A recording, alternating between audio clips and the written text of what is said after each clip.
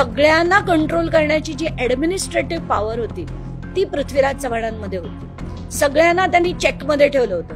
अगदी नारायण राणे, अशोक चव्हाण, सगळे रथी महारथी त्यांच्या भोवताली होते. पण भुजबळ होते, अजित पवार होते, पण सगळ्यांना त्यांनी कंट्रोलमध्ये तेव्हा ठेवलं होतं. म्हणून त्यांच्याबद्दल मला आदर होता. आणि अपेक्षा नक्कीच आपण आज महाराष्ट्रात तुम्ही कोणालाही विचारा, त्यांच्याबद्दल लोक आदराने बोलतील.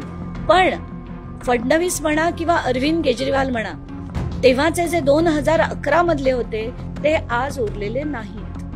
केजरीवाल पण बदलले दोघेही डेफिनेटली. म्हणजे पूर्वी ना अशी आम्ही भाषणं ऐकायला असे एक्झॅक्टली आणि उत्सुक असायचो.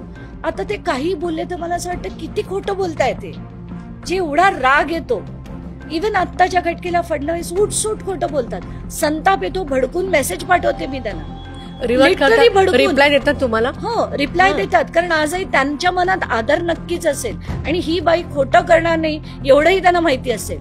पण इतकं चिडायला होतं की तुम्हाला असं वाटत नाही का की तुम्ही तुमचं 2011 मध्ये जसे होतात तसं होण्याची गरज आहे? आज तुम्ही कुठे वावत चाललात? कुठच्या दिशेने तुम्ही देशाला नेताय? दोन्ही हातांनी सगळे लुटतायत, इन्क्लुडिंग तुम्ही. आता तरी थांबा, कुठेतरी थांबा. पण आणि किती पैसा लागतो या लोकांना मला हेच कळत नाही.